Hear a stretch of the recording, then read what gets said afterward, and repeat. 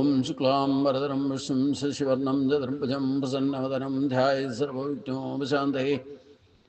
ഓം ശാന്താകാരം ഭുജഗശയനം പദ്മനാഭം സുരേശം വിശ്വാധാരം ഗഗനസദൃശം മേഘവർണം ശുഭാംഗം ലക്ഷ്മീകാന്തം കമലനയനം യോഗധ്യാനഗമ്യം വന്ദേ വിഷ്ണും ഭവേരം സർവലോകൈകനാഥം. ഓം നമോ ഭഗവതേ വാസുദേവായ. നമോ ഭഗവതേ വാസുദേവായ. ഓം നമോ ഭഗവതേ വാസുദേവായ. ഓം ശാന്തി ശാന്തി ശാന്തി. ഗുരുപ്രണാമം. എല്ലാ സജ്ജനങ്ങൾക്കും ഗുരുവായൂരപ്പൻ്റെ നാമത്തെ സാഷ്ടാംഗ പ്രണാമം. ഇന്നലെ വരെ നമ്മൾ 5-ാം അധ്യായം സന്യാസയോഗത്തിൽ 15 ശ്ലോകങ്ങളാണ് കണ്ടത്. ഇനി അടുത്ത ശ്ലോകം 16 തൊട്ട് ആണ് നമുക്ക് ചിന്തിക്കേണ്ടത്. കഴിഞ്ഞ ദിവസം ഭഗവാൻ പറഞ്ഞു, പരമാത്മാവ് അതായത് ഈശ്വരൻ ആരുടെയും പാപത്തെ ഏറ്റെടുക്കുന്നില്ല, പുണ്യത്തെ സ്വീകരിക്കുന്നുമില്ല. അജ്ഞാനത്താൽ ജ്ഞാനം മറയ്ക്കപ്പെട്ടിരിക്കുന്നു. അതുകൊണ്ട് ജീവികൾ ആ കാര്യത്തിൽ പോലും മോഹിതരായിട്ട് മാറും. ഞാൻ ആത്മാവാണെന്ന ബോധത്തെ മറയ്ക്കുന്ന ശരീര മനോബുദ്ധികളിലുള്ള അഭിമാനമാണ് മോഹങ്ങൾ എന്ന് പറയുന്നു. അതാണ് അജ്ഞാനം എന്ന് പറയുന്നത്. മോഹവലയത്തിൽപ്പെട്ടാൽ അത് അജ്ഞാനം കൊണ്ടാണെന്ന് അർത്ഥം. ഇനി അടുത്ത ശ്ലോകത്തിൽ പറയുന്നത്, ആ അജ്ഞാനത്തെ മറയ്ക്കണമല്ലേ. അജ്ഞാനത്തെ ഇല്ലാതെയാക്കിയാൽ പിന്നെ എന്താ ഉണ്ടാവുക? അജ്ഞാനത്തിന്റെ മറ മാറ്റണം. മോഹവലയത്തിൽ നിന്നും ഞാൻ പുറത്തു വരണം. ജ്ഞാനേനതു തദജ്ഞാനം വേഷാം നാശിതമാത്മന തേഷാം ആദിത്യവജ്ഞാനം പ്രകാശയതി തത്പരം തു ആത്മന ജ്ഞാനേന. എന്നാൽ ആത്മാവിൻ്റെ ജ്ഞാനത്താൽ ഏഷാം തദ് അജ്ഞാനം, യാതൊരുത്തരുടെ ആ അജ്ഞാനം നാശിതം നശിപ്പിക്കപ്പെട്ടിരിക്കുന്നുവോ, അതായത് അജ്ഞാനത്തെ നശിപ്പിക്കപ്പെട്ടിരിക്കുന്നുവോ, അജ്ഞാനത്തിൻ്റെ കവചത്തെ ഭേദിച്ചിരിക്കുന്നുവോ, തേഷാം ജ്ഞാനം, അവരുടെ ആ ജ്ഞാനം ആദിത്യവത് തത്, എന്നാൽ ആദിത്യനെ പോലെ എന്ന് പറഞ്ഞാൽ സൂര്യനെ പോലെ ആ പരമാത്മ തത്വത്തെ പരം പ്രകാശയതി, പ്രകാശിപ്പിക്കുന്നു. എന്നാൽ ആരുടെ അജ്ഞാനമാണോ ആത്മജ്ഞാനത്താൽ നശിപ്പിക്കപ്പെടുന്നത്, അവരുടെ ആ ജ്ഞാനം സൂര്യനെ പോലെ പരമാത്മ ചൈതന്യത്തെ പ്രകാശിപ്പിക്കും. ആദിത്യവത് എന്ന പ്രയോഗം ശ്രദ്ധിക്കേണ്ടതാണ്. സൂര്യോദയത്തോടുകൂടി അന്ധകാരം മറയ്ക്കപ്പെട്ടിരിക്കുന്നു. ആത്മജ്ഞാന ഉദയത്തോടുകൂടി അജ്ഞാനവും പാടയെ മറയും. സൂര്യനെ കാണാൻ മറ്റൊരു വെളിച്ചത്തിന്റെ സഹായം ആവശ്യമില്ലാത്തതുപോലെ ആത്മബോധത്തിനും അന്യബോധത്തെ ആശ്രയിക്കേണ്ടതില്ല. ആത്മജ്ഞാനം ലഭിച്ചാൽ അതിനകത്താണ് സകലവും ജ്ഞാനവും. ഈ ലോകത്ത് എന്തൊക്കെ അറിവ് എന്ന് പറയുന്ന സംബന്ധിച്ച് ഉണ്ടോ അത് മുഴുവൻ ആത്മജ്ഞാനത്തിൽ ഒതുങ്ങിയിരിക്കുന്നു. അപ്പോ അത് ആത്മജ്ഞാനം നേടാൻ വേണ്ടിയിട്ടാണ് നമ്മൾ ഈ ഗ്രന്ഥങ്ങളെയൊക്കെ ആശ്രയിക്കേണ്ടതും. അഭ്യാസം, യോഗ മാർഗം സ്വീകരിച്ചാലും ജ്ഞാനമാർഗം സ്വീകരിച്ചാലും ഭക്തിമാർഗം സ്വീകരിച്ചാലും എല്ലാ കർമ്മങ്ങളും അതിനു വേണ്ടിയിട്ട് ലക്ഷ്യമിട്ട് ആത്മജ്ഞാനം നേടണമെന്ന ലക്ഷ്യബോധം ഉറച്ചാൽ അതിനു വേണ്ടിയിട്ട് നിങ്ങൾ ഏതു മാർഗം സ്വീകരിച്ചാൽ, ഏത് ഭാഷ സ്വീകരിച്ചാൽ, ഏത് ആചാരാനുഷ്ഠാനങ്ങൾ അനുഷ്ഠിച്ചാലും ലക്ഷ്യം തീരുമാനിച്ചാൽ അതിലേക്ക് ഓട്ടോമാറ്റിക്കായിട്ട് നമ്മൾ അടുത്തുകൊണ്ടേയിരിക്കും. എപ്പോഴാണോ അജ്ഞാനത്തിൻ്റെ കവചം ഏതു മാർഗത്തിലും അത് നശിപ്പിക്കപ്പെടാം. അത് നശിച്ചോ പിന്നെ ആത്മജ്ഞാനം പ്രകാശിച്ചാൽ അത് സൂര്യപ്രകാശം പോലെ, സൂര്യനെ പോലെ അത് പ്രകാശിക്കും. അപ്പം ആത്മജ്ഞാനം എന്ന് പറയുന്നത് പ്രകാശ സ്വരൂപമാണ്, സൂര്യനെ പോലെ പ്രകാശിക്കുന്നതാണ് എന്നർത്ഥം. അതൊരു ബിന്ദുവിൽ കേന്ദ്രമായിക്കൊണ്ട് ആ പ്രകാശം ലോകം മുഴുവൻ വ്യാപിച്ചു നിൽക്കുന്നു എന്നർത്ഥം. അത് എല്ലാവർക്കും അങ്ങനെ എളുപ്പം ലഭിക്കില്ല. അതാണ് ഏറ്റവും വലിയ പ്രശ്നം. ഈ മായപ്പെട്ടിരിക്കുന്നത് കൊണ്ട് മായാ കവചം, അതായത് 3 തരത്തിലുള്ള കവചമുണ്ടെന്ന് ഞാൻ പറഞ്ഞിട്ടില്ല. സത്വരജ തമോ. തമസിന്റെ കവചമാണ് ഏറ്റവും വലുത്. അതിൻ്റെ അടുത്ത കവചം രജോ ഗുണമാണ്. അടുത്ത ഗുണം സത്വഗുണമാണ്. ഈ 3 ഗുണങ്ങളാണ് അതിനെ കവചം ചെയ്തിരിക്കുന്നത്. ഇതാണ് നമ്മുടെ യഥാർത്ഥത്തിൽ ആത്മജ്ഞാനം നേടാൻ വേണ്ടിയിട്ടാണ് ഭക്തിമാർഗം. അതുകൊണ്ട് ആ ജ്ഞാനമാർഗത്തിലേക്ക്, ആ ആത്മജ്ഞാനം ലഭിച്ചാൽ ആദിത്യവജ്ഞാനമാണ്. അതാണ് ഇവിടെ പറയുന്നത്. ജ്ഞാനേനതു തതജ്ഞാനം വേഷാം നാശിതമാത്മനം തേഷാം ആദിത്യവജ്ഞാനം പ്രകാശയതി തത്പരം.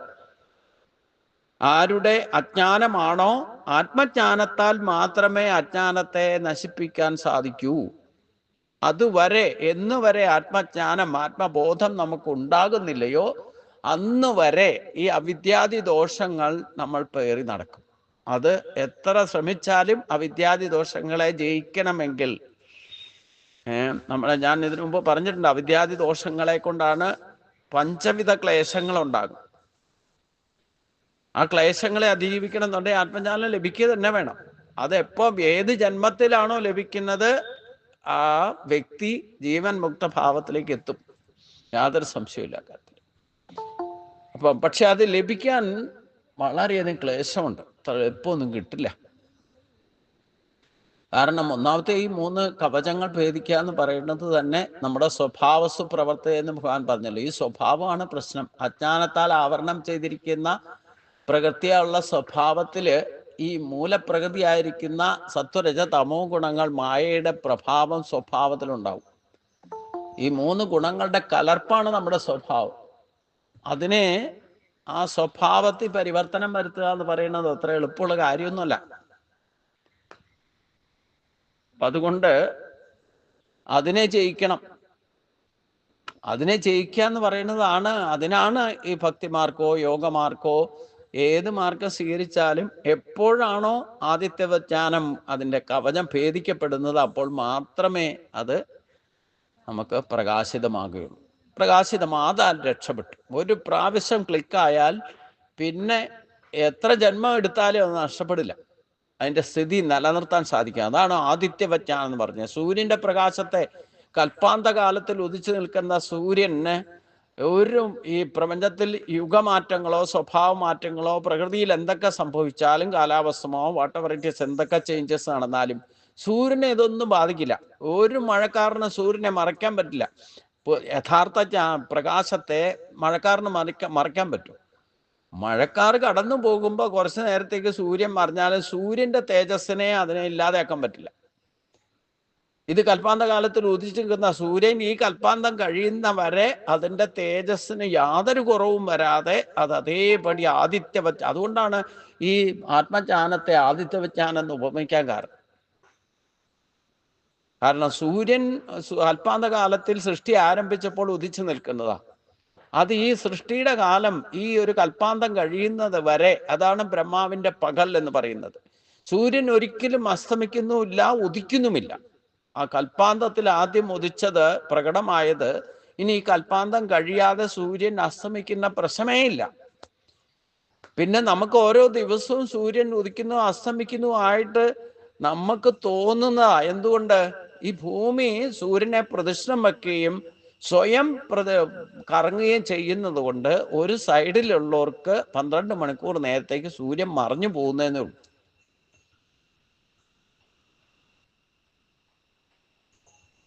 ഈ ഉത്തര ധ്രുവത്തിലും ഇല്ലേ ദക്ഷിണ ധ്രുവത്തിലും ഒക്കെ സൂര്യൻ ഉദിക്കാത്ത സ്ഥലമുണ്ട്, എന്നാൽ അസ്തമിക്കാത്ത സ്ഥലമുണ്ട്. കാരണം ഈ ഭൂമി കറങ്ങുകയും സൂര്യനെ പ്രദക്ഷിണം വയ്ക്കുകയും ചെയ്യുമ്പം ഈ കറക്കത്തിൽ അച്യുതണ്ടിന്റെ മുകള് എന്ന് പറയുന്നത് അതെന്നും ഒരേപോലെ നിൽക്കുന്നതാ.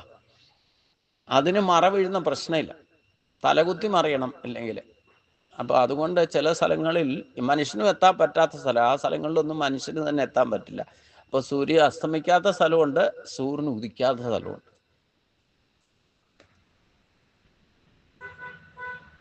കാരണം ഒരു പൊസിഷനിൽ നിന്നുകൊണ്ടാണ് ഭൂമി കറങ്ങിക്കൊണ്ടിരിക്കണം. അതുകൊണ്ട് അങ്ങനെ ഒരു എഫക്റ്റും കൂടെ ഉണ്ട്. അത് ആരും ഇപ്പോഴും മനുഷ്യൻ അന്വേഷിച്ച് സോഷ്യൽ മീഡിയയിലൊക്കെ കുറേശ്ശെ കാണാനൊക്കെ ഉണ്ടത്. ആരൊക്കെയോ പോയിട്ട് അന്വേഷിക്കണവും അതൊക്കെ മനുഷ്യന്റെ അന്വേഷണ ബുദ്ധിയാണല്ലോ ഇതൊക്കെ പ്രശ്നം. അപ്പൊ ഈ മനുഷ്യന് ജന്മം കിട്ടിയപ്പോൾ ഞാൻ ഇതിനു മുമ്പും പറഞ്ഞിട്ടുണ്ട്, എത്ര പ്രാവശ്യം കേട്ടാലും അത് ഓർമ്മ നിൽക്കില്ല. അതുകൊണ്ടാണ് നമുക്ക് തോന്നും ഈ പറഞ്ഞ കാര്യം തന്നെയല്ലേ പറയണേ, നമ്മൾ ഈ ദിവസവും ചെയ്യണ കാര്യം തന്നെയല്ലേ ചെയ്യണത്, അല്ലേ? കേട്ട കാര്യം തന്നെ എത്ര കേട്ടാലും, ചെയ്ത കാര്യം തന്നെ എത്ര ചെയ്താലും അതിൽ നിന്നും മുക്തി നേടുന്നൊന്നുമില്ല. ഈ പ്രപഞ്ചത്തിന്റെ സൃഷ്ടിയുടെ വ്യവഹാരം എന്ന് പറയുന്ന ഒരു റിപ്പീറ്റേഷൻ, ആവർത്തന പ്രക്രിയ. അപ്പൊ അതുകൊണ്ട് ഇത് തന്നെ എത്ര പ്രാവശ്യം, ഈ ജ്ഞാനത്തിന് എന്താ കുഴപ്പമെന്ന് ചോദിച്ചു കഴിഞ്ഞാൽ, നമ്മൾ ഈ അജ്ഞതയുടെ കവചത്തിലിരിക്കുന്നതുകൊണ്ട് ഇത് എത്ര കേട്ടാലും എത്ര പ്രാവശ്യം കേട്ടാലും ഉറക്കണ്ടേ? പറഞ്ഞ കാര്യം തന്നെ, ഇപ്പൊ ഞാൻ പറയുന്ന കാര്യം തന്നെ ആയിരിക്കും മറ്റുള്ളവരും ഭാഗവതോ ഗീതയോ ഒക്കെ പറയുമ്പോൾ പറയണത്. നമ്മൾ എത്രയെത്ര പേരുടെ വ്യാഖ്യാനങ്ങൾ കേട്ടാലും, എത്ര ശബ്ദധോരണിയിലൂടെ പുസ്തകം വായിച്ചാലും ഒക്കെ പഠിക്കുന്നതും കേൾക്കുന്നതും ഒക്കെ ഒന്ന് തന്നെയാണ്. കാരണം ഒന്നല്ലേ പറയാനുള്ളൂ. ഈ ആത്മജ്ഞാനം എന്ന് പറഞ്ഞാൽ ഒന്നേ ഉള്ളൂ, അത് കോമൺ ആണ്. അതിലെങ്കിലും വ്യത്യാസം വരാം. അത് എത്ര പ്രാവശ്യം കേട്ട് കേട്ട് കേട്ട് ശ്രവണം നവമായിട്ട് കേൾക്കണം. അപ്പോഴാണ് ഓരോ പ്രാവശ്യം കേൾക്കുമ്പോഴും അത് പുതിയതായിട്ട് കേട്ടുകൊണ്ടേയിരിക്കണം. അപ്പോഴേ നമുക്ക് ആ ജ്ഞാനം ഉറക്കൂ. അതാണ് ഏറ്റവും വലിയ പ്രശ്നം. അപ്പൊ എന്തിനായി കേട്ടത് തന്നെ, പറഞ്ഞത് തന്നെ പിന്നെ പറയണേ, കേട്ടത് തന്നെയല്ലേ പിന്നെയും കേൾക്കണേന്നൊക്കെ തോന്നും. അത് തന്നെ അജ്ഞതയാണ്. കാരണം എത്ര പ്രാവശ്യം കേട്ടാലും നമുക്കതിൽ ഉറക്കുന്നില്ലല്ലോ. ഉപരിപ്ലവമായിട്ട് കേട്ടത് തന്നെ കേട്ടുന്നത് തോന്നിയാലും, ഇതൊക്കെ ആവർത്തനം അല്ലേന്ന് തോന്നിയാലും, അകത്തേക്ക് ചെല്ലണ്ടേ? അജ്ഞതയുടെ കവചം ഭേദിക്കണ്ടേ? അത് ഭേദിച്ചു കഴിഞ്ഞാൽ പിന്നെ നിങ്ങൾക്ക് ഈ കേൾക്കലൊന്നും വേണ്ട, നിങ്ങൾ ഇതൊക്കെ പറഞ്ഞുകൊണ്ട് നടക്കുന്ന ആളായിട്ട് മാറും. അതാണ് രസം. ഈ അകത്തേക്ക് എത്തുന്നത് വരെ പ്രശ്നമുള്ളൂ. അകത്തേക്ക് എത്തിക്കഴിഞ്ഞാൽ പിന്നെ ഒന്നും കേൾക്കേണ്ട ആവശ്യമില്ല, ഒക്കെ തന്നെ പ്രകാശിക്കും. പിന്നെ എന്തിനാ തേടി നടക്കുന്നത്? നമുക്ക് സംശയങ്ങളും ജിജ്ഞാസും ഒക്കെ ആകുക എന്ന് പറയുന്നത് നമ്മൾ പൂർണ്ണനല്ലാത്തത് കൊണ്ടാണ്. ആ ആത്മബോധത്തിലേക്ക് എത്തിക്കഴിഞ്ഞാൽ പിന്നെ ഒന്നും കേൾക്കാനുമില്ല, ഒന്നിനെ ആശ്രയിക്കാനുമില്ല. ആ പരമമായത് എത്തിക്കഴിഞ്ഞാൽ പിന്നെ എന്താ, സത്യം എന്താന്ന് മനസ്സിലാക്കിയാൽ പിന്നെ അത് അന്വേഷിച്ച് നടക്കേണ്ട ആവശ്യമില്ല. അപ്പൊ മനുഷ്യജന്മം കിട്ടുമ്പോൾ ആദ്യമേ തന്നെ മനുഷ്യന് ഈ ആദിത്യവ ജ്ഞാനം തന്നിരുന്നു. പിന്നെ എന്തുകൊണ്ടാണ് തിരിച്ചെടുത്തതെന്ന് ചോദിച്ചാൽ, ഒരു 50% മതിയെന്ന് തീരുമാനിച്ചു. കാരണം എന്താ, ഈ മനുഷ്യന് അന്വേഷണ ബുദ്ധിയും ത്വരയും കൂടുതലായതുകൊണ്ടേ ദേവന്മാരുടെ സ്ഥാനമാനങ്ങളൊക്കെ കൈയടക്കും എന്നുള്ള പേടി അവർക്ക് വന്നു. കാരണം ഇവനെ വെറുതെ വിട്ടാൽ പറ്റില്ല, ഇവന് ഇപ്പം മുഴുവൻ ശക്തിയും കൊടുത്താൽ ഇവൻ നമ്മുടെ സ്ഥാനമാനങ്ങൾ ഇവൻ ദേവനായിട്ട് വരും. അതുകൊണ്ട് അങ്ങനെ എളുപ്പം കൊടുക്കണ്ട എന്ന് അത് പ്രശ്നമായപ്പോൾ ദേവന്മാരെല്ലാം കൂടെ ചെന്നിട്ട്, ഇങ്ങനെ പോയി കഴിഞ്ഞാൽ ഞങ്ങളുടെ ഡ്യൂട്ടി ഇല്ലാതെയാവും, അതുകൊണ്ട് ഇവരുടെ ഒന്ന് കടിഞ്ഞാണിടണം എന്ന് ദേവന്മാരെല്ലാം കൂടെ ബ്രഹ്മപ്രജാപതിയുടെ അടുത്ത് പോയി പറഞ്ഞു. അപ്പോഴാ ദേവന്മാരുടെ ഒരു സമ്മേളനമൊക്കെ വിളിച്ചിട്ട് ഇതിനെന്താ പരിഹാരം എന്നുള്ളത് ഒരു സർവകക്ഷി യോഗമൊക്കെ ചേർന്നിട്ട് എല്ലാ വിഭാഗങ്ങളെയും വകുപ്പുകളിലുള്ള എല്ലാ ദേവന്മാരെയും വിളിച്ച് ബ്രഹ്മപ്രജാപതിയുടെ അധ്യക്ഷതയിൽ ഒരു യോഗം ചേർന്നു. എന്നിട്ട് ഈ മനുഷ്യൻ്റെ ഈ ശക്തി മുഴുവൻ കൊടുക്കണ്ട, പകുതി എടുക്കാൻ തീരുമാനിച്ചു. എടുത്താൽ എവിടെ വയ്ക്കും? അതായി ചർച്ച. പിന്നെ ഒരു സാധനം എടുത്താൽ എവിടെയെങ്കിലും വയ്ക്കണ്ടേ? അപ്പൊ അതുകൊണ്ട് അതിനെ ചർച്ച ചെയ്തപ്പോൾ പല ദേവന്മാരും പല അഭിപ്രായം പറഞ്ഞു. ചന്ദ്രനിൽ വെക്കാം, പാതാളത്തിൽ വെക്കാം, കടലിൻ്റെ അടിയിൽ കൊണ്ട് വെക്കാം, അവിടെ വെക്കാം, ഇവിടെ വെക്കാം എന്നൊക്കെ പറഞ്ഞു. പക്ഷേ ബ്രഹ്മപ്രജാപതി സമ്മതിച്ചില്ല. കാരണം അദ്ദേഹം പറഞ്ഞു, ഈ മനുഷ്യനെ അന്വേഷണ ബുദ്ധി കൂടുതലായിട്ട് എവിടെ കൊണ്ടുവച്ചാലും അവൻ എന്തെങ്കിലും ആരെങ്കിലും കണ്ടെത്തും, ഏതെങ്കിലും ജന്മത്തിൽ പോയി കണ്ടെത്തും. അത് നമുക്കറിയാമല്ലോ. ഇപ്പൊ ചന്ദ്രനും സൂര്യനിലും അന്വേഷണ ബുദ്ധി കൊണ്ട് ഇങ്ങനെ തേടി എടുക്കുക. കടലിൻ്റെ അടിയിൽ എന്തൊക്കെ ചെയ്യാമെന്ന് അന്വേഷിച്ചുകൊണ്ട് എടുക്കണം. അങ്ങനെ കണ്ടുപിടിച്ച ഈ ദ്വാരകയൊക്കെ പണ്ടുണ്ടായിരുന്നു എന്നുള്ളതൊക്കെ ഈ അന്വേഷണ ബുദ്ധി കൊണ്ടാ. അല്ലെങ്കിൽ അന്വേഷിക്കാൻ പുറപ്പെടാതെ അനങ്ങാതിരിക്കുന്ന ആൾക്ക് എങ്ങനെ ഇതൊക്കെ കണ്ടുപിടിക്കാൻ? ഈ കണ്ടുപിടിച്ചെന്നാ പറയാം. ഈ കണ്ടുപിടിക്കുക എന്ന് പറഞ്ഞാൽ എന്താ അർത്ഥം? ഇല്ലാത്തതല്ലോ കണ്ടുപിടിക്കാൻ സാധിക്കുക. പണ്ടേ ഉള്ളതല്ലേ കണ്ടുപിടിക്കാൻ പറ്റൂ. അപ്പൊ ഇപ്പൊ കണ്ടുപിടിച്ചു എന്ന് പറയുന്നത് പണ്ടേ ഉള്ളതിനെയാണ് ഇപ്പൊ വേറെ ഗ്രഹങ്ങളൊക്കെ കണ്ടെത്തി എന്ന് പറഞ്ഞുകൊണ്ട് നടക്കുന്നുണ്ട്. ലളിതാ സഹസ്രനാമത്തിൽ തന്നെ എന്താ പറയണേ, അനേക കോടി ബ്രഹ്മാണ്ട ജനനി എന്ന് പറയണേ. ഇതേപോലെയുള്ള പ്രപഞ്ചം നമ്മുടെ ഈ ഭൂമി മാത്രമോ ഈ പ്രപഞ്ചം മാത്രമേ ഉള്ളൂ എന്നാ നമ്മുടെ ധാരണ. അനേക കോടി ബ്രഹ്മാണ്ട ജനനിയാ. സൃഷ്ടിയുടെ പ്രോസസ് അറിഞ്ഞാൽ ഇതേപോലെ തന്നെ ഭൂമിയും ഈ പറയുന്ന ഗ്രഹങ്ങളും ഒക്കെ വേറെയും ഒരു പ്രപഞ്ചം ഉണ്ടാകാം. അത് നമ്മൾ കണ്ടുപിടിച്ചിട്ടില്ലാത്തതുകൊണ്ട് നമുക്കറിയില്ല, അത്രയേ ഉള്ളൂ. എന്ന് പോയി കണ്ടുപിടിക്കുന്നോ അപ്പൊ കണ്ടുപിടിച്ചു എന്ന് പറയും. ഈ ഒളിഞ്ഞിരിക്കുന്നതല്ലേ, മറിഞ്ഞിരിക്കുന്നത് കണ്ടുപിടിക്കല്ലേ പറ്റൂ. അല്ലാതെ നമ്മൾ ഇതിനൊന്നും പ്രൊഡക്റ്റ് ചെയ്ത് നമ്മൾ ഷോ കാണിക്കുന്നല്ല. ഈ പ്രപഞ്ചത്തിലുള്ളതിനെ തന്നെ മറിഞ്ഞിരിക്കുന്നതിനെ കണ്ടുപിടിക്കുന്നു, അത്രേ ഉള്ളൂ. അപ്പൊ അങ്ങനെ അതിനെ സഹായിക്കുന്നത് ആരാ? അതിനെ നമ്മളെ സപ്പോർട്ട് ചെയ്യുന്നത് നമ്മുടെ ആത്മബോധം തന്നെയാണ്. ഈ അന്വേഷണ പുസ്തകയും ത്വരയും കൊണ്ടാണ് ഇതൊക്കെ അന്വേഷിച്ച് കണ്ടെത്തും. അതും ബ്രഹ്മപ്രജാപതി പറഞ്ഞു. അതുകൊണ്ട് ഈ പ്രപഞ്ചത്തിൽ നമ്മളുണ്ടാക്കി വെച്ചിരുന്നിടത്ത് എവിടെ കൊണ്ടുവച്ചാലും, ഈ പ്രപഞ്ച സൃഷ്ടിയിൽ എവിടെ കൊണ്ടുവച്ചാലും, ഈ മനുഷ്യൻ്റെ അന്വേഷണ ബുദ്ധി കൊണ്ട് ഒരാളല്ലെങ്കിൽ മറ്റൊരാളല്ലെങ്കിൽ എന്തെങ്കിലും കണ്ടുപിടിക്കും. അപ്പോൾ ഒരു ദേവൻ പറഞ്ഞു, ഞാനൊരു സ്ഥലം പറയാം, ജന്മം ചെയ്താൽ കണ്ടെടുക്കില്ല. അതേതാ? എല്ലാവർക്കും ആകാംക്ഷയായി. പറഞ്ഞു, അവരവരുടെ ശക്തി 50% എടുക്കാൻ തീരുമാനിച്ചില്ല. അത് എടുത്തത് അവരവരുടെ തന്നെ ജീവാത്മാഭാവത്തിൽ, ആ ജീവാത്മാവിൽ നിക്ഷേപിക്കാൻ പറഞ്ഞു. എന്നിട്ട് അതിന് 3 കവചം ഉണ്ടാക്കുക. സത്വരജ തമോ ഗുണങ്ങളുടെ പ്രകൃതിയുള്ള മൂലപ്രകൃതിയുടെ കവചം ഉണ്ടാക്കിയിട്ട് അത് പൂട്ടിക്കെട്ടിയിട്ട് താക്കോല് ഈ മനുഷ്യനെ തന്നെ ഏൽപ്പിച്ചേക്കാൻ പറഞ്ഞു. നമ്മുടെ കയ്യിലൊക്കെ ഉണ്ട് അതിൻ്റെ താക്കോല്. അത് ഒരാൾക്ക് മാത്രമല്ല കൊടുത്തത്. മനുഷ്യൻ ജന്മം കിട്ടിക്കുക, ബ്രാഹ്മണനോ ക്ഷത്രിയനോ വൈശ്യനോ ശൂദ്രനോ സ്ത്രീയോ പുരുഷനോ ആരായിരുന്നാലും വേണ്ടില്ല, ഈ ആത്മജ്ഞാനം പൂട്ടിക്കെട്ടി 50% ആണ് പൂട്ടിക്കെട്ടി വെച്ച 50% സ്വതന്ത്രമായിട്ട് ഉപയോഗിച്ചോളൂ. ആ 50% ദൈവിക ഗുണങ്ങളായിട്ട് 26 ഗുണങ്ങളിൽ 50% നമുക്ക് ദൈവീയ സമ്പത്തായിട്ട് പ്രകടമാകാൻ പാകത്തിന് തന്നിട്ടുണ്ട്. ബാക്കി 50% ഒളിച്ചു വെച്ചിരിക്കുക. അത് ഒളിച്ചു വെച്ചിട്ട് ഖജനാവിലിട്ട് പൂട്ടിക്കെട്ടിയിട്ട് അതിൻ്റെ താക്കോല് നമ്മളെ ഓരോരുത്തരെയും ഏൽപ്പിച്ചിട്ടുണ്ട്. എപ്പോൾ വേണേലും തുറന്നെടുക്കാം. പക്ഷേ തുറക്കാൻ പോകുമ്പോഴാണ് അതിന് 3 കവചം ഉണ്ടെന്ന് മനസ്സിലാക്കുക. ഒരു പൂട്ട് തുറന്നാൽ പോരാ, 3 പൂട്ട് തുറക്കണം.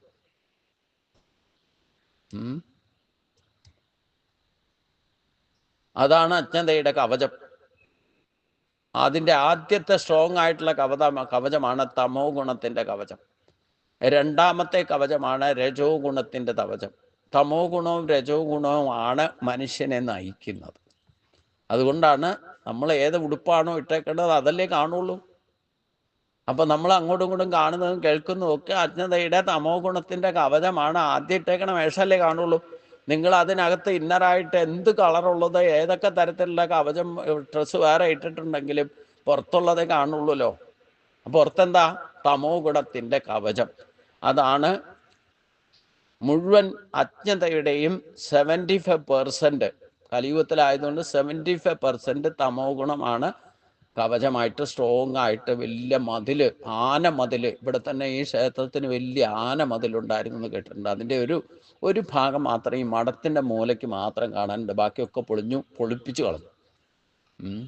അത് ഭരണം ഏറ്റവർ ഇവിടുത്തെ മതിൽ പൊളിച്ചോണ്ട് പൊക്കോളാൻ പറഞ്ഞു, ഈ അമ്പലം നശിപ്പിക്കാൻ വേണ്ടിയിട്ട് തയ്യാറെടുത്തവരെ. ഇപ്പോൾ രാജാവ് തന്നെ നിർദ്ദേശം കൊടുത്തിട്ടാട്ടെ മതിലിൻ്റെ കല്ല് ഓരോരുത്തർ നാട്ടുകാർ ഇവിടെ അന്നുണ്ടായിരുന്നവരൊക്കെ ഓരോരുത്തർ പൊളിച്ചുകൊണ്ട് പോയതാണെന്നാണ് കേൾക്കണത്. അതിൻ്റെ ഒരു അംശം അങ്ങനെ സ്ട്രോങ് ആയിട്ട് ഒരു ആന മതിൽ ഇതിനുണ്ടായിരുന്നു. ഈ 2-2.5 ഏക്കർ ചുറ്റളവിൽ കിടക്കുന്ന സ്ഥലത്തിന് ചുറ്റും അതിഭയങ്കരമായ മതിലുണ്ടായിരുന്നു. ഇതേപോലെ ഒരു മതിലാണ് തമോ ഗുണത്തിൻ്റെ മതിൽ. ഇതാണ് ഒരു ക്ഷേത്രം നിർമ്മിക്കുമ്പോൾ പുറത്തെ മതിൽ തമോ ഗുണാത്മകമാണ്.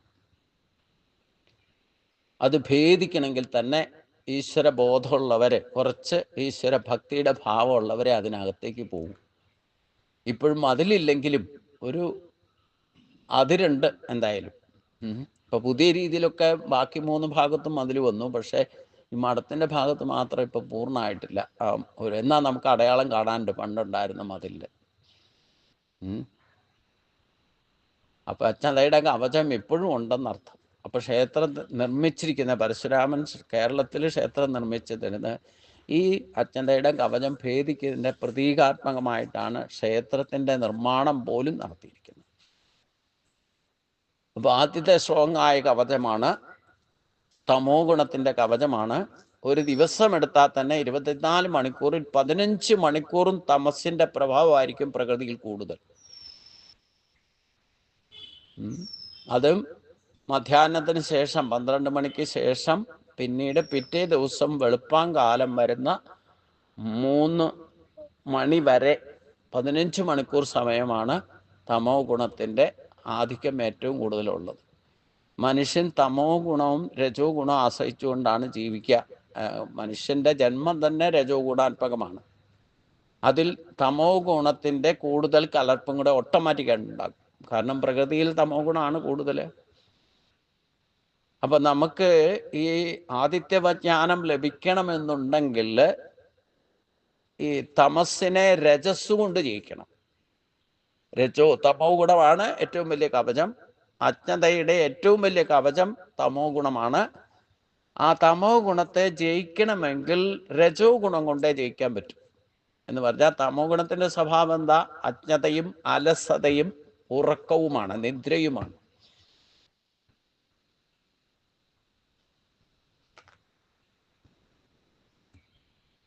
അപ്പൊ തമോ ഗുണത്തെ രജോ ഗുണം കൊണ്ട് ജയിക്കണം, രജോ ഗുണത്തെ സത്വഗുണം കൊണ്ട് ജയിക്കണം. എന്ന് വെച്ചാൽ സത്വഗുണത്തിന്റെ പ്രഭാവം ജ്ഞാനമാണ്. അതായത് ഏറ്റവും ആത്മശക്തിയുടെ അടുത്ത് നിൽക്കുന്നത് കൊണ്ട് കുറച്ച് ആ ജ്ഞാനത്തിന്റെ പ്രഭാവം കൂടുതലുള്ളത്, ഏറ്റവും കുറവായിട്ടുള്ള കവചം, തിക്നെസ് വളരെ ആയിട്ട്, തിക്നെസ് ഇല്ലാത്ത വളരെ നിർമ്മലമായ ഒരു കവചമാണ് സത്വഗുണം. അപ്പൊ ആ സത്വഗുണത്തിൽ ഉറച്ച് നിന്നുകൊണ്ട് പ്രവർത്തിച്ചാൽ മാത്രമേ രജസിനെയും തമസിനെയും ജയിക്കാൻ സാധിക്കൂ. അപ്പൊ സത്വഗുണം കിട്ടിയാലേ ജ്ഞാനകർമ്മം ചെയ്യാൻ സാധിക്കൂ. കഴിഞ്ഞ അധ്യായം പറഞ്ഞ ജ്ഞാനകർമ്മം, ജ്ഞാനത്തോടു കൂടി ഏതൊരു കർമ്മം ചെയ്യാൻ സാധിക്കണമെന്നുണ്ടെങ്കിൽ അതാണ് രജോ ഗുണത്തെ. 3 ഗുണം ഞങ്ങൾക്ക് യൂട്ടിലൈസ് ചെയ്യാതെ ജീവിക്കാൻ പറ്റില്ല, അത് മനസ്സിലാക്കണം. ബേസിക് തിയറി അനുസരിച്ചുകൊണ്ട് ഈ 3 ഗുണം ഇല്ലാതെ ഒരു ജീവജാലങ്ങൾക്കും, സൂര്യചന്ദ്രാദി നക്ഷത്ര ഗോളങ്ങൾ ഈ പ്രപഞ്ചത്തിൽ എന്തൊക്കെ സൃഷ്ടിക്കപ്പെട്ടിട്ടുണ്ടോ അതിനും മൂലപ്രകൃതിയുടെ സ്വഭാവമാകുന്ന ഈ 3 ഗുണങ്ങളെ അനുഭവിക്കാതെ, ഇല്ലെങ്കിൽ അത് യൂട്ടിലൈസ് ചെയ്യാതെ, അതിൻ്റെ കലർപ്പില്ലാതെ ഈ പ്രപഞ്ചത്തിൻ്റെ സൃഷ്ടിയെ നടക്കില്ല. സൃഷ്ടി നടക്കില്ല, അതിൻ്റെ പരിപാലനവും നടക്കില്ല, അതിൻ്റെ സംഹാരവും നടക്കില്ല. അതുകൊണ്ട് പൂർണ്ണമായിട്ട് ഇത് ഉപേക്ഷിക്കാൻ പറ്റില്ല. എത്ര ജയിച്ചാലും അത് നമ്മുടെ നിയന്ത്രണത്തിലാകണമെന്ന് മാത്രം, അത്രേ ഉള്ളൂ. അപ്പൊ പൂർണ്ണമായിട്ട് ഇതിനെ ഇല്ലാതെയാക്കാൻ സാധ്യമല്ല. അപ്പം എങ്ങനെയാണോ ഒരു ദിവസം തന്നെ ഈ 3 ഗുണങ്ങൾ പ്രകടമാകുന്നത്, അത് അപ്പോൾ അതനുസരിച്ച് നമ്മൾ അതിനെ യൂട്ടിലൈസ് ചെയ്യാൻ പഠിക്കണം. അതാണ് അതിൻ്റെ ഏറ്റവും വലിയ സിസ്റ്റം. അപ്പൊ തമോ ഗുണത്തെ ഒരിക്കലും വർദ്ധിപ്പിക്കരുത്, അതാണ് ആദ്യം എടുക്കേണ്ട നിശ്ചയം. എന്നാൽ തമോ ഗുണം ഇല്ലാതെ ജീവിക്കാൻ പറ്റില്ല. അപ്പൊ എപ്പോഴാണോ തമോ ഗുണം ഉപയോഗിക്കേണ്ടത്? വിശ്രമിക്കാൻ വേണ്ടിയിട്ട് മാത്രം. നിങ്ങൾക്ക് ഉറക്കം എന്ന് പറയുന്ന സംഭവം നടക്കണമെങ്കിൽ തമോ ഗുണം ഇല്ലാതെ നടക്കില്ല. പ്രത്യേകിച്ചും പകൽ സമയത്ത് നിവർത്തിയുണ്ടെങ്കിൽ കിടന്നുറങ്ങാതിരിക്കാൻ ശ്രദ്ധിക്കുക. ഉറക്കം വരുന്നുണ്ടെങ്കിൽ കിടന്നുറങ്ങിക്കോളൂ, പക്ഷെ ബോധമില്ലാതെ കിടന്നുറങ്ങരുത്. ഒരു റെസ്റ്റ്, ഒരു യോഗനിദ്രയൊക്കെ ആവുള്ളൂ, അതിനപ്പുറത്തേക്കാകരുത്. ഒരു മയക്കം എന്നൊക്കെ പറയില്ലേ, ജാഗ്രത ആയിരിക്കും വേണം. അനക്കം കേട്ടാണല്ലോ. ഞാൻ പകല് കിടന്നാലും വേണ്ടില്ല, അനക്കം കേട്ടാൽ അറിയും. ഇവിടെ എക്സ്ട്രാ ആരെങ്കിലും വന്നോ വർത്താനം പറഞ്ഞാൽ കേട്ടാൽ അപ്പം അറിയും. ഗേറ്റ് തുറന്നാൽ അറിയും. പിന്നെന്താ? അപ്പൊ ജാഗ്രത ആയിരിക്കണം എന്നർത്ഥം. അപ്പൊ തമസാണ് ഏറ്റവും വലിയ പ്രശ്നം ഉണ്ടാക്കണം. എന്നാൽ തമസില്ലാതെ പറ്റില്ല. തമസ് വിശ്രമിക്കാൻ വേണ്ടി മാത്രം ഉപയോഗിക്കുക, അല്ലാതെ ഒരു കാരണവശാലും തമസിനെ വർദ്ധിപ്പിക്കുന്ന ഒരു പ്രോസസ്സും ഒരു ജോലിയും ചെയ്യാൻ പാടില്ല. പിന്നെ രജോ ഗുണം ഇല്ലാതെ ജീവിക്കാൻ പറ്റില്ല. രജോ ഗുണം കൊണ്ടാണ് നമുക്ക് കർമ്മകുശലത നൽകുക. അപ്പം ഭക്തി കാര്യങ്ങൾ ചെയ്യണമെങ്കിൽ പോലും രജോ ഗുണം വേണം.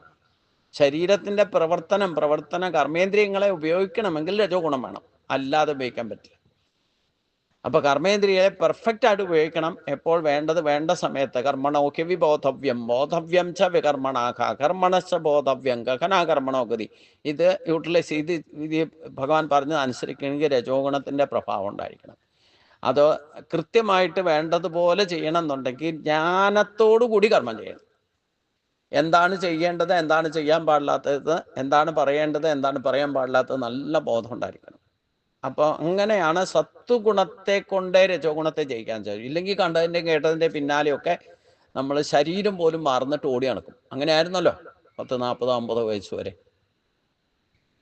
ഈ ഇന്ദ്രിയ ഭോഗ സുഖങ്ങൾക്ക് വേണ്ടിയിട്ട് രജോ ഗുണവും യൂട്ടിലൈസ് ചെയ്യായിരുന്നു. ശരീരം പോലും മറന്നിട്ട് പണിയെടുക്കുമായിരുന്നു. ശരീരത്തിൻ്റെ ആ സമയത്ത് ആഹാരം കഴിക്കുകയോ ഇല്ലെങ്കിൽ അങ്ങനെയുള്ള കാര്യങ്ങൾ കൃത്യമായിട്ട് ശരീരത്തിൻ്റെ ആരോഗ്യം ശ്രദ്ധിക്കുകയോ ഒന്നുമില്ലാതെ എല്ലാം മറന്നിട്ട് എന്തൊക്കെ കാര്യത്തിന് വേണ്ടിയിട്ടാണ് ഓടി നടന്നിരിക്കണേ അല്ലേ? ഒന്ന് ആലോചിച്ച് നോക്കൂ. മനുഷ്യന്റെ സ്വഭാവം അതായതുകൊണ്ട് ആഗ്രഹിക്കുന്ന സാധിക്കാൻ വേണ്ടിയിട്ട് എന്ത് ചെയ്യും? ചിലപ്പോൾ ക്രൂരകർമ്മങ്ങൾ വരെ ചെയ്യും. നമ്മൾ ഉദ്ദേശിക്കുന്ന കാര്യം സാധിക്കാൻ വേണ്ടിയിട്ടേ അത് മറ്റുള്ളവർക്ക് വേണ്ടിയിട്ട് മറ്റുള്ളവർക്ക് കൊടുക്കേണ്ടതാണോ അല്ലെങ്കിൽ മറ്റൊരാൾക്കും വേണ്ടിയിട്ട് വെച്ചതാണോ ഒന്നും ശ്രദ്ധയില്ല. അങ്ങനെയൊക്കെ എത്ര കാലങ്ങൾ കഴിഞ്ഞേക്കണു. അതുകൊണ്ടാണ് ജ്ഞാനത്തോടു കൂടി കർമ്മം ചെയ്യണമെന്ന് പറയുന്നത്. എന്ത് ചെയ്താലും മറ്റുള്ളവർക്ക് ഉപദ്രവമാകരുത്, ഉപകാരമാകുകയും വേണം. അപ്പോഴേ ജ്ഞാനം അവിടെ പ്രകാശിക്കും, ജ്ഞാനത്തിൻ്റെ സപ്പോർട്ട് കിട്ടും. ഇനി യഥാർത്ഥ ആത്മജ്ഞാനത്തിലേക്ക് പോകണമെന്നുണ്ടെങ്കിൽ രജോ ഗുണത്തെ വേണ്ട കാര്യങ്ങൾ വേണ്ടതുപോലെ യൂട്ടിലൈസ് ചെയ്ത് അതിനെ പ്രത്യേകിച്ച് അതിൻ്റെ പ്രഭാവം സൂര്യൻ ഉദിച്ചാൽ പിന്നെ 12 മണി വരെയുള്ളൂ, ബാക്കി കഴിഞ്ഞാൽ പിന്നെ തമോ ഗുണമാണ്. അപ്പോൾ തമോസിനെ ജയിച്ചുകൊണ്ടേയിരിക്കണം. 15 മണിക്കൂർ തമോ ഗുണമാണെങ്കിൽ അതിനെ ജയിക്കാൻ കൂടുതൽ സമയം നമ്മൾ എടുക്കും. അത് രജോ ഗുണം കണ്ട്. അതുകൊണ്ടാണ് വെറുതെ ഇരിക്കരുതെന്ന് പറഞ്ഞതിൻ്റെ കാര്യം. എന്തെങ്കിലും ചെയ്യണേ രജോ ഗുണം വേണമല്ലോ. അപ്പോൾ രജോ ഗുണം കൊണ്ടേ തമസിനെ ജയിക്കാൻ സാധിക്കും. ഇല്ലെങ്കിൽ അലസതയും മടിയും ഒക്കെ വരുന്നത് തമോ ഗുണത്തിൻ്റെ ആധിക്യം കൊണ്ടാണ്. അപ്പം തമസിനെ ജയിക്കണമെന്നുണ്ടെങ്കിൽ ഒന്നും ചെയ്യാതിരിക്കുന്നത് നല്ല, എന്തെങ്കിലും ചെയ്യൂ. ആ ചെയ്യണമെങ്കിൽ രജോ ഗുണം വേണം. അതുകൊണ്ടാണ് രജോ ഗുണത്തെ കൊണ്ടേ തമസിനെ ജയിക്കാൻ സാധിക്കൂ എന്ന് പറഞ്ഞു. അത് ഈശ്വരീയ കാര്യമാണോ അല്ലെങ്കിലോ നിങ്ങൾ വെറുതെ ഇരിക്കരുത്, എന്ത് വേണേലും ചെയ്തോളൂ.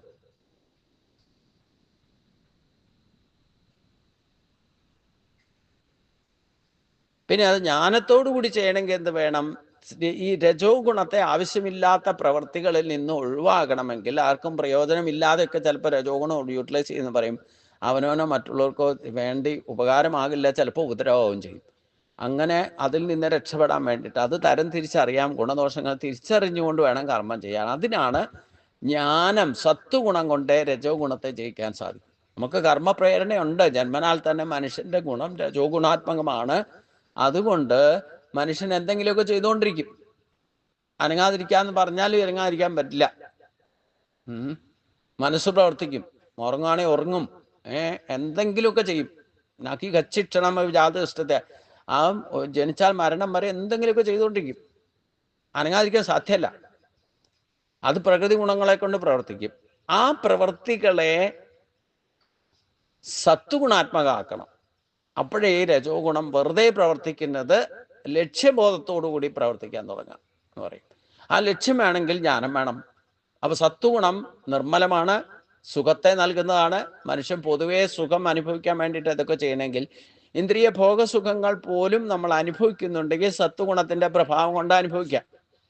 സത്വഗുണം ഇല്ലെങ്കിൽ സുഖം അനുഭവിക്കാൻ സാധിക്കില്ല. അപ്പൊ നമ്മൾ ഈ 3 ഗുണത്തിന്റെ കലർപ്പുണ്ടെന്ന് പറയാൻ കാരണം ഇതാ. അപ്പൊ ഒരു മൃഗങ്ങളിൽ വരെയുണ്ട്, സൂര്യചന്ദ്രാദിയിലുണ്ട്, സത്വരജ തമോ ഗുണങ്ങൾ, വൃക്ഷലതാദികളുണ്ട്. ഇത് 3 ഇല്ലാതെ ആർക്കും ഒന്നും നിലനിൽക്കില്ല എന്നർത്ഥം. അപ്പം ഏത് ജീവിയായാലും ഏത് പ്രാണിയായാലും പ്രപഞ്ച സൃഷ്ടിയിൽ സുഖം എന്ന് അനുഭവിക്കണമെങ്കിൽ സത്വഗുണത്തിന്റെ പ്രഭാവമില്ലെങ്കിൽ ഒരു തരത്തിലുള്ള സുഖവും നമുക്ക് ഉണ്ടാകില്ല എന്നർത്ഥം. അത് വേണ്ട വിധത്തിൽ അനുഭവിക്കണമെങ്കിൽ സത്വഗുണത്തിലെ ജ്ഞാനം എന്ന് പറയുന്നത് ഏറ്റവും വലിയ ജ്ഞാനം എന്താ? ഗുണദോഷങ്ങളെ തിരിച്ചറിയാനുള്ള കഴിവ്. അത് മനുഷ്യന് വിശേഷ ബുദ്ധിയും കൂടെ ഉണ്ട്. അതുകൊണ്ട് സത്വഗുണത്തെ ആശ്രയിച്ചുകൊണ്ട് വേണം കർമ്മം ചെയ്യാൻ. അപ്പോൾ ഓട്ടോമാറ്റിക്കായിട്ട് നമ്മൾ ഈ ഓടി നടന്നുള്ള എല്ലാം മറന്നിട്ട്, ശരീരം മറന്നിട്ടുള്ള ഓട്ടവും ചാട്ടവും കർമ്മവും ഒക്കെ അവിടെ കൺട്രോൾ ചെയ്യണമെങ്കിൽ ജ്ഞാനത്തോടു കൂടി കർമ്മം ചെയ്യണം. അതുകൊണ്ടാണ് സത്വഗുണം കൊണ്ടേ രജോ ഗുണത്തെ ജയിക്കാൻ പറ്റുള്ളൂ എന്ന് പറഞ്ഞത്. ഇനി സത്വഗുണത്തെയും കൂടെ ജയിക്കണം, അപ്പോഴാണ് ആത്മജ്ഞാനം ലഭിക്കുക.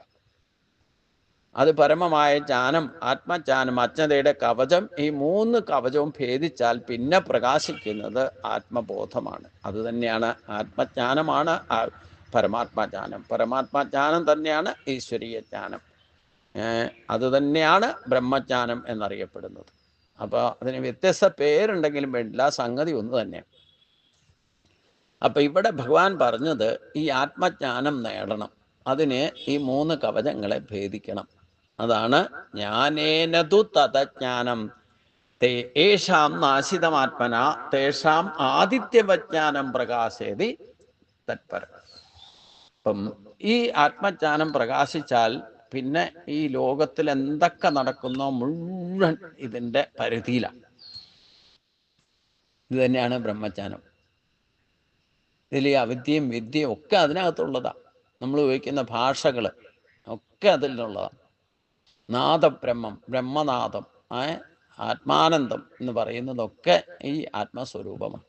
അപ്പോൾ ഈ ആത്മജ്ഞാനം ലഭിച്ചാൽ അത് ആദിത്യവജ്ഞാനം, സൂര്യനെ പോലെ എന്ന് പറയാം. ഞാൻ പറഞ്ഞില്ലേ, ഒരിക്കലും നാശമില്ലാത്ത ശക്തി ഇന്നും ഭഗവാൻ പറഞ്ഞു കൊടുത്തിട്ടുള്ള യോഗത്തെ കൃത്യമായിട്ട് ഭഗവാൻ പറഞ്ഞു കൊടുത്തിട്ടുള്ള യോഗം 100% ഇന്നും യുഗ പരിവർത്തനത്തിന് പോലും ബാധകമല്ലാതെ കൃത്യമായിട്ട് തൻ്റെ ധർമ്മം കൃത്യമായിട്ട് ചെയ്യുന്ന ആ ഒരേ ഒരു ശക്തി സൂര്യൻ മാത്രമാണ്. നിങ്ങൾക്ക് പ്രത്യക്ഷത്തിലുള്ള ദൈവത്തെ വിശ്വാസമുള്ളൂ, കണ്ടാലേ കേട്ടാലേ അനുഭവിച്ചാലേ വിശ്വസിക്കുള്ളൂ എന്നുണ്ടെങ്കിൽ സൂര്യനെ ഉപാസിച്ചോളൂ. സൂര്യൻ പ്രത്യക്ഷമാണ്. സൂര്യൻ വെച്ചാൽ ഒരു കണ്ണുപൊട്ടന് പോലും സൂര്യൻ്റെ പ്രകാശത്തിൻ്റെ ആ കിരണങ്ങളെ കൊണ്ട് മനസ്സിലാക്കാൻ മനസ്സിലും സൂര്യൻ ഉദിച്ചു എന്നുള്ളത്. വെറുതെ കിഴക്കോട്ട് മഴക്കാറില്ലാത്തപ്പോൾ നോക്കിയാൽ സൂര്യപ്രകാശം ഇരുണ്ട് കിടക്കുന്നിടത്ത് പോലും ഒരു പ്രകാശം നമുക്ക് അന്തരാത്മാവിൽ നിന്ന് കാണാൻ സാധിക്കും. അതാണ് സൂര്യനെ പോലെ. അപ്പോൾ ഈ ആത്മജ്ഞാനം പ്രകാശിച്ചാൽ സൂര്യനെ പോലെ പ്രകാശിക്കുന്ന പറഞ്ഞ്, അതാണ് ഗായത്രി മന്ത്രത്തിൻ്റെ അവസാനം പറയുന്നത്, ധിയോ യോ ന പ്രചോദയാ. ഇതാണ് ആദിത്യവജ്ഞാനം ലഭിക്കണം, ആ സൂര്യബുദ്ധി എനിക്ക് ലഭിക്കുമാറാകണം എന്നാണ് ഗായത്രി ജപിക്കുന്ന ബ്രാഹ്മണൻ ആരായാലും ജപിക്കുന്നത്, യഥാർത്ഥത്തിൽ പ്രാർത്ഥിക്കുന്നത് എന്നർത്ഥം. അപ്പോൾ ആ ആദിത്യവജ്ഞാനത്തിലേക്ക് പോകണം. സൂര്യനെ പോലെ നമ്മുടെ ആത്മജ്ഞാനം പ്രകാശിക്കണം. അതിന് ഈ 3 തരത്തിലുള്ള കവചം ഭേദിക്കണം. ഈ കവചം ഭേദിക്കാനാണ് കലിയുഗത്തിൽ എളുപ്പം. ബാക്കി ഒരു പൂജയും യാഗവും യജ്ഞവും ഒന്നും വേണ്ട. നാമസങ്കീർത്തനം യസ്യ സർവപാപ പ്രണാശനം പ്രണാമോ ദുഃഖശമനം തം നമാമി ഹരിംപരം എന്ന് പറഞ്ഞാൽ, ഈ നമ്മുടെ അക്ഷരബ്രഹ്മത്തെയും ശബ്ദബ്രഹ്മത്തെ ഉപയോഗിച്ചാൽ മതി. നമ്മളിൽ തന്നെയുള്ള, പുറത്തുള്ളതൊന്നും ഭേദിക്കാൻ ഇപ്പോൾ തുനിഞ്ഞിറങ്ങുമൊന്നും വേണ്ട. നമ്മുടെ ഉള്ളിലുള്ള ഈ 3 കവചം, അജ്ഞതയുടെ തമസ്സും രജസ്സും തമസ്സുമുണ്ട്, സത്വഗുണമുണ്ട്. ഈ 3 കവചങ്ങളെ നാമസങ്കീർത്തനത്തിലൂടെ അക്ഷരബ്രഹ്മത്തെയും ശബ്ദബ്രഹ്മത്തെയും ഉപയോഗിച്ചാൽ അതിനെ ഭേദിക്കാം. പക്ഷെ വല്ലപ്പോഴും ഒരിക്കൽ ചെയ്താൽ പോരാ, ചടങ്ങെന്ന നിലയിൽ ചെയ്താൽ പോരാ. ദിവസവും നിത്യനൈമിത്യ കർമ്മത്തിൽ കൃത്യമായിട്ട് ചെയ്യണം. അത് സ്വയം കേൾക്കാവുന്ന ശബ്ദത്തിൽ നിങ്ങൾക്ക് ഇഷ്ടമുള്ള ദേവതയുടെ മന്ത്രം ജപിച്ചോളൂ. അത് ആവർത്തന വിധേയമായിട്ട് ജപിക്കുക തന്നെ വേണം. ഞാൻ കുറേ ശ്ലോകം പഠിച്ചിട്ടുണ്ട്, കുറേ എണ്ണം ജപിക്കുന്നുണ്ടെന്ന് പറഞ്ഞില്ല. അതിനായി മന്ത്രദീക്ഷ എന്നൊക്കെ പറയണത്. അത് ദീക്ഷ എടുക്കുന്നത് എന്തിനാ? ഒരു ഗുരുവിൻ്റെ മേൽനോട്ടത്തിലാണെങ്കിൽ നമ്മളത് കൃത്യമായിട്ട് ചെയ്യൂ. പേടിച്ചിട്ടാണ് ചെയ്യണം. ഇടയ്ക്കിടയ്ക്ക് ചോദിക്കും, ഞാൻ ദീക്ഷ കൊടുക്കാന്ന് പറയുന്ന പരിപാടി തന്നെയല്ലേ. കാരണം എനിക്കൊരു ഉത്തരവാദിത്വമുണ്ട്. ദീക്ഷ കൊടുത്തു കഴിഞ്ഞാൽ പിന്നെ അവർ ചെയ്യണ്ടോ ചെയ്യണില്ല എന്നുള്ളത് അന്വേഷിക്കാൻ പോണം. കാരണം ഈ ആരംഭസൂരത്വം പലർക്കും ഉണ്ടേ, പക്ഷെ ഫോളോ അപ്പ് ഇല്ല. നിങ്ങൾ തന്നെ ആലോചിച്ചോളൂ. ആർട്ട് ഓഫ് ലിവിങ്ങിന് പോയാലും ഇല്ലേ, യോഗ പഠിക്കുന്നവരും ഇതൊക്കെ ദീക്ഷ എടുത്തിട്ട് നിങ്ങൾ ആ ദീക്ഷ എടുത്ത മന്ത്രം നിത്യവും ജപിക്കുന്നുണ്ടോ? ഏതെങ്കിലും മന്ത്രം ദീക്ഷ എടുത്തിട്ടുണ്ടെങ്കിൽ ചെയ്യുന്നുണ്ടെങ്കിൽ അതിന്റെ ഫലവും കിട്ടും, യാതൊരു സംശയവും. കലിയുഗത്തിൽ ക്ഷിപ്രസാധ്യ. അപ്പൊ നാമസങ്കീർത്തനം യസ്യ സർവപാപ പ്രനാശം എന്ന് പറയുന്നത് നിത്യയുക്തമായിട്ട് ഒരു 20 മിനിറ്റ് ഒരു സഹസ്രനാമം ജപിക്കുന്ന സമയമെങ്കിലും നട്ടല് നിവർത്തിയിരുന്ന് സ്വയം കേൾക്കാവുന്ന ശബ്ദത്തിൽ നാമമന്ത്രങ്ങൾ ഉച്ചരിക്കുന്നവർക്ക് കാലക്രമത്തിൽ എന്ന് പറഞ്ഞാൽ 41 ദിവസമെങ്കിലും മുടങ്ങാതെ ചെയ്താൽ അജ്ഞതയുടെ കവചം ഭേദിക്കും.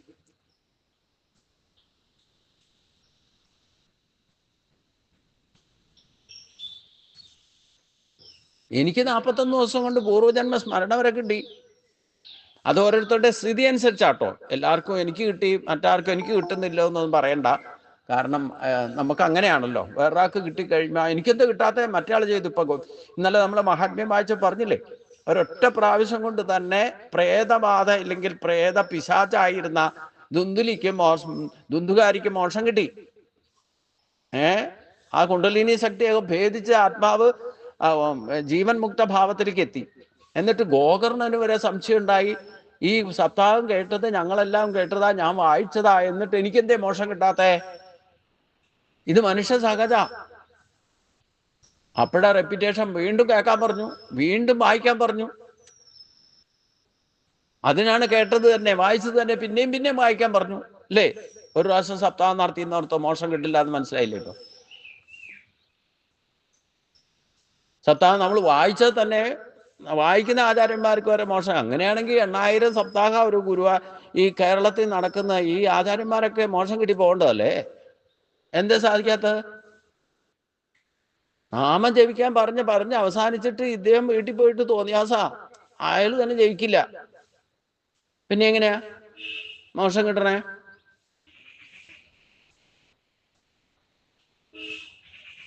ഞാൻ 108 നാമം ജപിച്ചിട്ടാ നിങ്ങളോട് 10 നാമം ജപിക്കാൻ പറയണേ.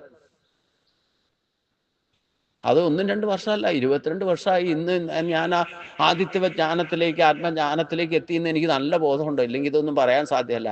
പക്ഷേ എന്നാലും ഞാൻ നിർത്തിയിട്ടില്ല. എന്തുകൊണ്ടാണ് നിർത്താത്തെ? നിർത്തി അപ്പം മായ കയറി പിടിക്കും. 14 വർഷമായി. ഇനി എന്ത് ജപിച്ചാലും ജപിച്ചില്ലേലും ഒന്നുമില്ല, എനിക്ക് ഈ സ്ഥിതി നിലനിർത്താൻ പറ്റുന്നൊക്കെ ഉണ്ട്. പക്ഷേ കലിയുഗം ആയതുകൊണ്ടേ പുറത്ത് കാവൽ നിൽക്കുക, എപ്പോഴാ നിർത്തണേന്ന് നോക്കി നിൽക്കുക ഈ മായാസ്വരൂപികള്. എപ്പോഴാ കയറി പിടിക്കാന്ന് പറയാനുള്ള അജ്ഞതയുടെ കവചം എപ്പം വേണമെങ്കിലും. അപ്പൊ ഇതിനെ മറച്ചു കളയാം. വീണ്ടും കവചം മേടിച്ചാലും നമുക്ക് ഈ സ്ഥിതി ഇല്ലാതാക്കാൻ പറ്റില്ല. ആത്മജ്ഞാന ബോധത്തിലേക്ക് നമ്മൾ ഒരു ജന്മത്തിൽ എത്തിയാൽ പിന്നെ ഒരിക്കലും അത് പൂർണ്ണമായിട്ട് മറച്ചു കളയാനൊന്നും ഇല്ലാതെയാക്കാനൊന്നും സാധ്യമല്ല. ആദിത്യ ജ്ഞാനം എന്ന് പറഞ്ഞു കഴിഞ്ഞാൽ, ഇപ്പൊ ഞാനിപ്പോ ഇതൊക്കെ പറയുന്നത് തന്നെ എൻ്റെ പൂർവ്വജന്മ സ്മരണയെന്നാ. ഈ ജന്മം കൊണ്ടൊന്നും ഇതൊന്നും സാധിക്കില്ല. ഒറ്റ ജന്മം കൊണ്ട് സാധിക്കില്ല. നമ്മൾ അനേക ജന്മങ്ങളിൽ സ്റ്റെപ്പ് ബൈ സ്റ്റെപ്പായിട്ടാ ഈ മായയെ ജയിക്കാൻ സാധിക്കുള്ളൂ. അതാണ് ക്ലേശവും അധികതരശേഷം അവ്യക്താസചേതസാം വ്യക്താകി ഗതിർദുഃഖം ദേഹവിൽ അവിരവാപ്യതേ എന്ന് പറഞ്ഞത്. അപ്പൊ അതുകൊണ്ട് ഈ അജ്ഞാന സംബന്ധമായതുകൊണ്ട് ജ്ഞാനസംബന്ധവുമാണ് അജ്ഞാനസംബന്ധവുമാണ്. അതുകൊണ്ടാണ് ഈ ശ്ലോകത്തിൽ നിന്ന് എനിക്ക് മറികടക്കാൻ പറ്റാത്തത്. കാരണം ഇവിടെ പറയുന്നത് ജ്ഞാനേനതു തദജ്ഞാനം വേഷാം നാശിതമാത്മന തേഷാം ആദിത്യവജ്ഞാനം പ്രകാശേതി തത്പ. എന്ന് വരെ നമുക്ക് ഈ ആത്മജ്ഞാനം ലഭിക്കുന്നില്ലയോ അന്ന് വരെ ജീവൻ മുക്തിയും ലഭിക്കില്ല എന്ന് മനസ്സിലാക്കും.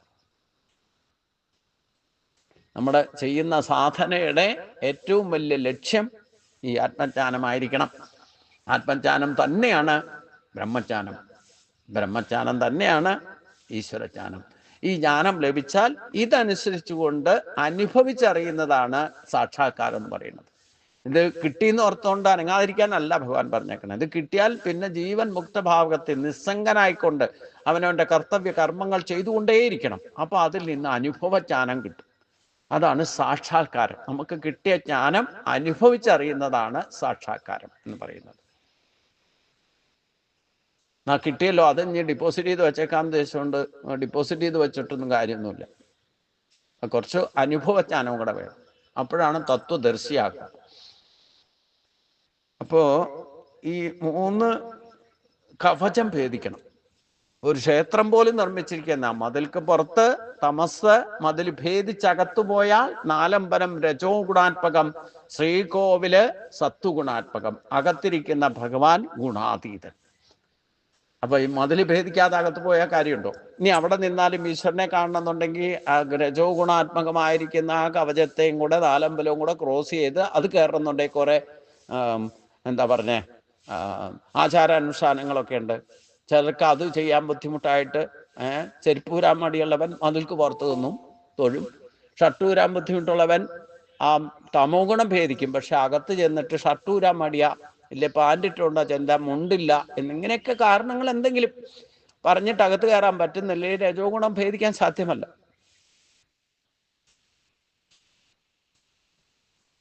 ഇനി അകത്ത് കയറിയാൽ തന്നെയോ അവിടെ സത്വഗുണാത്മകമാണ്. അവിടെ ജലാംശം ശരീരത്തുണ്ടെങ്കിൽ ആ പോസിറ്റീവ് എനർജി, സത്വഗുണത്തിന്റെ പോസിറ്റീവ് എനർജി എന്ന് പറഞ്ഞാൽ ആദിത്യ ജ്ഞാനത്തിന്റെ ആ കിരണങ്ങൾ, അതിൻ്റെ നമുക്ക് പോലും കാണാൻ പറ്റാത്ത ചില ശക്തികൾ ക്ഷേത്രത്തിനകത്ത് ബലിക്കല്ല് സ്ഥാപിച്ചിരിക്കുന്ന അവിടം വരെ നിരന്തരം പ്രവഹിച്ചുകൊണ്ടിരിക്കുന്ന അകത്ത് ഈ മന്ത്രധ്വനി, മണിനാഥം, പൂജാതി കർമ്മങ്ങളെ കൊണ്ട് ആ പോസിറ്റീവ് എനർജി പ്രതിഷ്ഠ തൊട്ട് ബലിക്കല്ല് വരെയാണ് നിരന്തരം പ്രവഹിച്ചുകൊണ്ടിരിക്കുന്നത്. അപ്പോൾ അവിടെ ചെന്നാലും നമ്മുടെ പൂർവികരായിട്ട് കുളിച്ച് ഈറൻ വസ്ത്രത്തോടു കൂടി പോകണം എന്നൊക്കെ പറഞ്ഞിരുന്നത് ഈ ജലാംശം ശരീരത്ത് ഉണ്ടെങ്കിൽ കണ്ടക്ടിവിറ്റി കൂടും. നമ്മുടെ ശരീരത്ത് തന്നെ 2/3 ഭാഗം ജലമാണ്. അത് പുറമേ ഒരു കവചം ഉള്ളത് കൊണ്ട് അകത്തെ ജലം പുറത്തേക്ക് ഒഴുകില്ലല്ലോ, അതൊരു കവചം ഇട്ട് വച്ചേക്കുക. അപ്പൊ അതുകൊണ്ട് ആ കവചത്തിലും കൂടെ ജലാംശം ഉണ്ടെങ്കിൽ പ്രാണമയ കോശത്തിലൂടെ ഈ ആദിത്യ ജ്ഞാനത്തിൻ്റെ അംശം നമ്മുടെ ശരീരത്തിൽ പ്രവേശിക്കും. നമ്മളെ ഈ 3 കവചം ഭേദിക്കാൻ അത് സഹായിക്കും. ഈശ്വരനുമായിട്ടുള്ള നേരിട്ടുള്ള ബന്ധമുണ്ടാക്കും. നമ്മുടെ ശരീരത്തിൻ്റെ മുഴുവൻ ശക്തികളും കർമ്മേന്ദ്രിയങ്ങളിൽ ഏറ്റവും ശ്രേഷ്ഠമായ ഈ ബ്രെയിനിൻ്റെ മുഴുവൻ അതിൻ്റെ എൻഡ്, ഞരമ്പുകളുടെ ചെറിയ നാഡികളുടെ പോലും എൻഡ് ചെന്ന് അവസാനിക്കുന്ന കർമ്മേന്ദ്രിയങ്ങളിൽ ശ്രേഷ്ഠമായ ഇന്ദ്രിയമാകുന്ന കൈകളിലാണ്. അപ്പോൾ അതുകൊണ്ട് ആ കൈകൾ കൂട്ടി തൊഴുതു പിടിക്കുമ്പോൾ പഞ്ചപ്രാണന്റെ അംശം കൈകളിലൂടെ അങ്ങോട്ടും ഭഗവാനിൽ നിന്ന് ഇങ്ങോട്ടും അത് പരസ്പര ബന്ധം സ്ഥാപിക്കും. അതുകൊണ്ട് ആ തൊഴുതു പിടിച്ച് പ്രാർത്ഥിക്കണം എന്ന് പറയാനൊക്കെ കാരണം. ഇങ്ങനെ വെറുതെ ഒരു ചിട്ടയുണ്ടാക്കിയിട്ടില്ല എന്ന് മനസ്സിലാക്കണം. നമ്മളത് വേണ്ട വിധത്തിൽ മനസ്സിലാക്കത്തത് കൊണ്ടായി ഈ ആചാരാനുഷ്ഠാനങ്ങളൊക്കെ നിന്ദിക്കുകയും ചെയ്യും, തോന്നി പോലെ അതിനെയൊക്കെ വ്യാഖ്യാനിക്കുകയും ചെയ്യും. എന്നിട്ട് അവനോന് ചെയ്യാൻ പറ്റില്ല എന്നോർത്തുകൊണ്ട് മറ്റുള്ളവരെയും കൂടെ എന്തിനാ മിസ്ഗൈഡ് ചെയ്യണ? ചെയ്യുന്നവർ ചെയ്തോട്ടെ, അങ്ങനെയൊന്നും ധരിച്ചുകൂടെ? ഇപ്പൊ സന്യാസിമാർ തന്നെ പറഞ്ഞു കേട്ടു, എന്തോ ഷർട്ട് ഇട്ടുകൊണ്ട് പോയാൽ ബാക്കി എല്ലായിടത്തും പോകുന്നുണ്ടല്ലോ. ഈ കേരളത്തിലെ സംസ്കാരം പരശുരാമൻ ചിട്ടപ്പെടുത്തിയിരിക്കുന്നതാ, അതുപോലെയുള്ളവർ കൂടിയിട്ടുണ്ടാക്കിയിരിക്കണതാ. ബാക്കിയുള്ള സ്റ്റേറ്റിൽ അങ്ങനെയാ നടക്കണം, എങ്ങനെയാ നടക്കണേ, തമിഴ്നാട്ടിൽ എങ്ങനെയാ, ഇവിടെ മാത്രം എന്താ ഇങ്ങനെയെന്നൊക്കെ ചോദ്യം ചെയ്യാനൊന്നും ഒരു വിഷമമില്ലല്ലോ. അതിൻ്റെ പരമമായ തത്വം, ഉദ്ദേശ ലക്ഷ്യം എന്താണെന്നുള്ളത് ഇത് ദൈവത്തിൻ്റെ നാടായിട്ട് സൃഷ്ടിച്ചതാണ്. അപ്പം ഇവിടുത്തെ സംസ്കാരം ആ ദൈവീയത്തിലേക്ക് എത്താനുള്ള, നിങ്ങൾ ശ്രദ്ധിച്ചിട്ടുണ്ടോ, ഭാഗവതത്തിൽ പോലും ദ്രാവിഡ ദേശത്താണ് യഥാർത്ഥ ഭക്തിയുടെ പ്രഭാവമുള്ളത്. ഭാഗവതം പോലും സാക്ഷ്യപ്പെടുത്തുന്നുണ്ട്. അതിൽ ദ്രാവിഡ ദേശത്തിൽ കേരള ഭൂമിയാണ് ഗോഡ്സ് ഓൺ കൺട്രി. അത് മനസ്സിലാക്കില്ല എന്ന് വെച്ച് കഴിഞ്ഞാൽ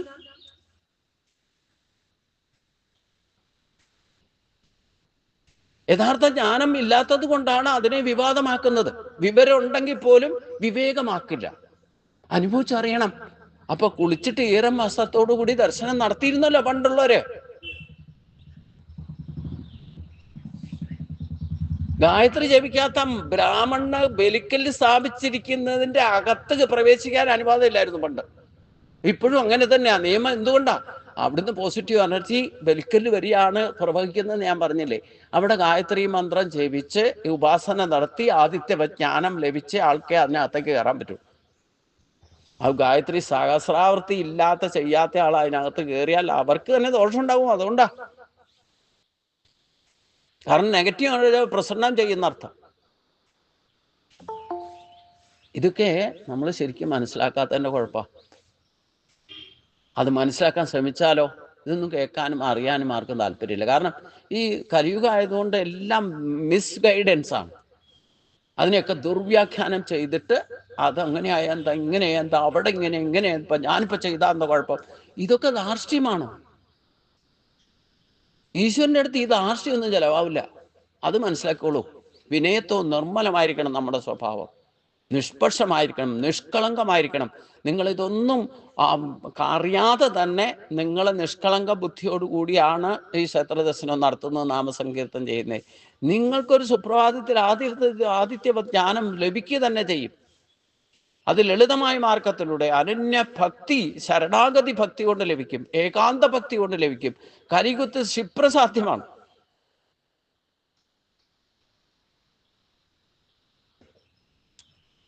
അത് മനസ്സിലാക്കാൻ ജിജ്ഞാസയെങ്കിലും ആകണ്ടേ. ഒന്നാമത്തെ കാര്യം, ഈ യഥാർത്ഥ അറിവില്ലാത്ത ഒരു മിസ്ഗൈഡ് ചെയ്ത് ആകെ കൊളാക്കി വച്ചിരിക്കുക. ഇതെങ്കിലും അറിയാനോ അറിയിപ്പിക്കാനോ അതിന് വേണ്ട സംവിധാനമുണ്ട്. അസുരന്മാർ ഭരിച്ചാൽ ഇങ്ങനെ ഉണ്ടാവുള്ളൂ, ഇല്ലേ? ആ കംസന് പോലും ഒരു നിമിഷത്തേക്കാണെങ്കിലും യോഗമായ ദേവിയുടെ ദർശനം കിട്ടിയപ്പം ആദിത്യ ജ്ഞാനം ലഭിച്ചു. ആത്മബോധത്തോടുകൂടി അവിടെ നിന്ന് സംസാരിക്കണത്. പുറത്തേക്ക് വന്നപ്പോൾ ആ കിങ്കരന്മാരെ കൂടെ ഉണ്ടായിരുന്ന സുഹൃത്തുക്കളെല്ലാം മിസ്ഗൈഡ് ചെയ്ത് താനി അസുരനാക്കി മാറ്റി. പിന്നെ നമുക്ക് ഈ ജന്മവാസന മുഴുവൻ പോകില്ലേ?